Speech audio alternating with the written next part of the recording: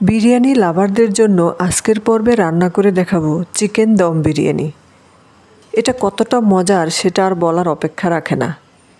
দেখেই কিন্তু বোঝা যায় যে এটা কতটা মজার হতে পারে। প্রথমে আলু ভেজে নেব। কড়াইতে পরিমাণ মতো তেল দিয়ে দিলাম। তেলটা গরম হয়ে আসলে দিয়ে দিব আলু।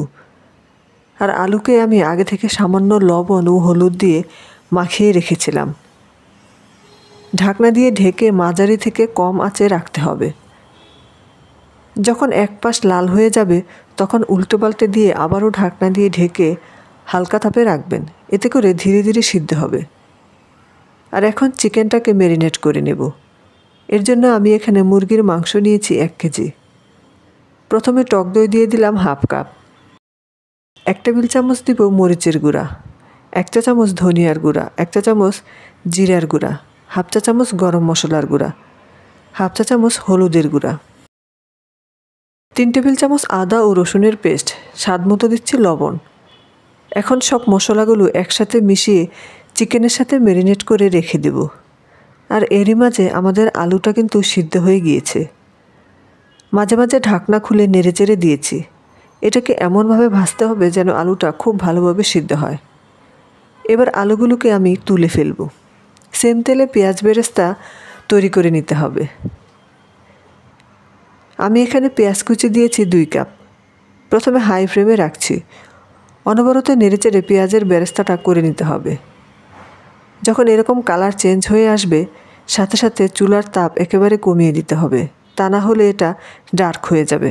পেঁয়াজের বেরেস্তার কালার পছন্দ মতো হয়ে আসলে পেঁয়াজের বেরেস্তা তুলে সেম তেলে দিয়ে দিচ্ছি 2টো সাদা এলাচ, 2টো কালো এলাচ, 2টো দারুচিনি, 3-4টা লবঙ্গ, 5-6টা গোলমরিচ, 4-5টা তেজপাতা। এবার মশলাগুলো সামান্য ভেজে নেব। ভাজা হয়ে আসলে চিকেন দিয়ে দেব। চিকেন দিয়ে সাথে সাথে একটু মিক্স করে নেড়ে দিতে হবে। এরপর যে বাকি মশলা আছে সেগুলোও দিয়ে দিতে হবে। অনেক সময় ধরে এটাকে কষিয়ে নেওয়ার কোনো প্রয়োজন নেই, অথবা আপনি সব মশলা পেঁয়াজের বেরেস্তা একসাথে দিয়ে মিক্স করে পানি দিয়ে বসিয়ে দিন। এটাই বেশি ভালো ফ্লেভার পাওয়া যায়। বাট আপনি কষালে দেখবেন মশলার যে সুঘ্রাণ বিরিয়ানিতে সেটা কিন্তু নষ্ট হয়ে যায়। আপনারা চাইলে এখানে যে কোনো ব্র্যান্ডের বিরিয়ানি মশলা অ্যাড করতে পারেন। আবার বিরিয়ানির সব মশলা কিনে এনে অ্যাড করা ছাড়াও এভাবেও রান্না করতে পারেন।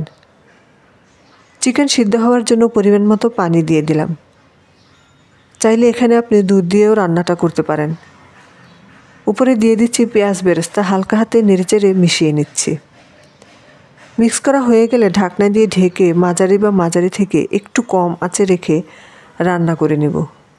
বেশ কিছুক্ষণ রান্না করার পর নামানোর আগে দিয়ে আমি অ্যাড করলাম সামান্য চিনি ও কাঁচামরিচ।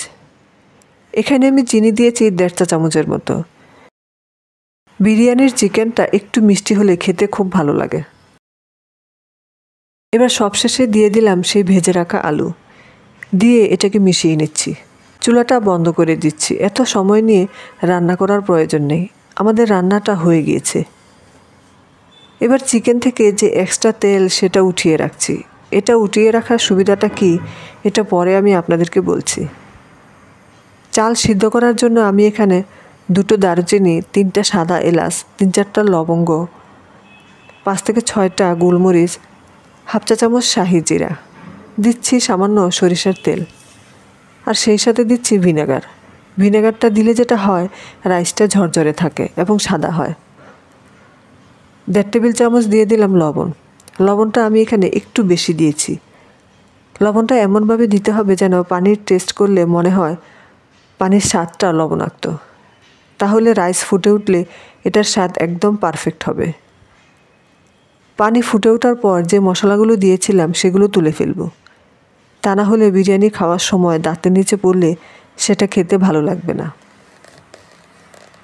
আর এখান থেকে কিছুটা পানি আমি উঠিয়ে রাখছি। এবার দিয়ে দেব ধুয়ে পানি জড়িয়ে রাখা পোলাওয়ের চাল। আমি 1 কেজি মাংসের জন্য হাফ কেজি চাল ব্যবহার করেছি।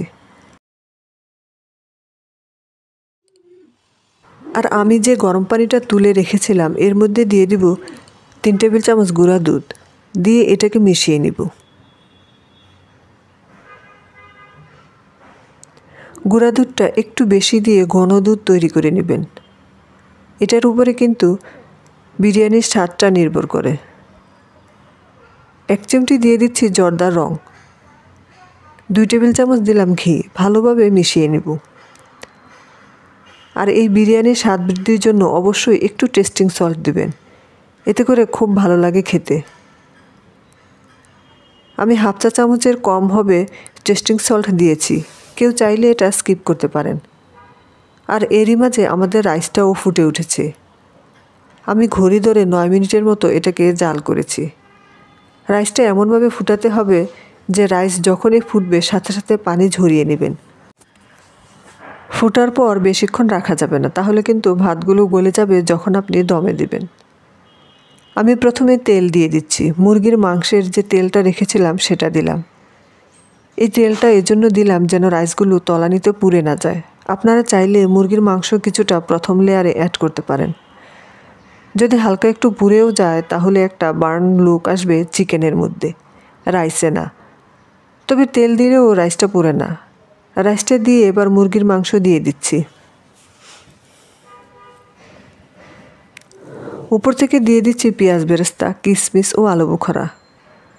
এবার উপরে আরও কিছুটা রাইস দিয়ে দিলাম। দিয়ে আবারও চিকেন দিয়ে দিচ্ছি, অর্থাৎ আমি এখানে 2 লেয়ারে চিকেন দিয়েছি। আবারও দিয়ে দিলাম কিছুটা পেঁয়াজের বেরেস্তা, কিশমিশ ও আলু বোখরা। দিয়ে উপরে বাকি রাইসগুলোও দিয়ে দিলাম। সমানভাবে ছড়িয়ে ছিটিয়ে দিচ্ছি, একদম চাপাচাপি করা যাবে না, জাস্ট আলতো করে এটাকে সমানভাবে ছড়িয়ে দিতে হবে। রাইসের উপরে দিয়ে দিচ্ছি পেঁয়াজের বেরেস্তা, কিশমিশ ও আলু বোখরা। এবার সবশেষে দিয়ে দিলাম ঘি মিক্স করা দুধ। আমি যেহেতু দম বিরিয়ানি রান্না করব, আর এর জন্য আমি আগে থেকে আটা গুলিয়ে রেখেছি। লম্বা করে ডোটাকে ঢাকনার চারপাশে লাগিয়ে দিব। এবার দমে বসিয়ে রাখবো 15 থেকে 20 মিনিট। নিচে তাওয়া দিয়েছি। প্রথমে হাই ফ্লেমে আমি এটাকে 3-4 মিনিট রাখবো। এরপর মাঝারি থেকে কম আঁচে 2 মিনিট রাখবো। হালকা তাপে রেখে দিব 10 থেকে 12 মিনিট। এরপর চুলা বন্ধ করে এভাবেই বসিয়ে রাখবো। এবার ঢাকনাটা খুলে আমি আপনাদেরকে দেখিয়ে দিচ্ছি বিরিয়ানির কী অবস্থা। আমি আপনাদেরকে নিচে থেকে দেখিয়ে দিচ্ছি, দেখুন একটু কিন্তু পোড়া লাগেনি।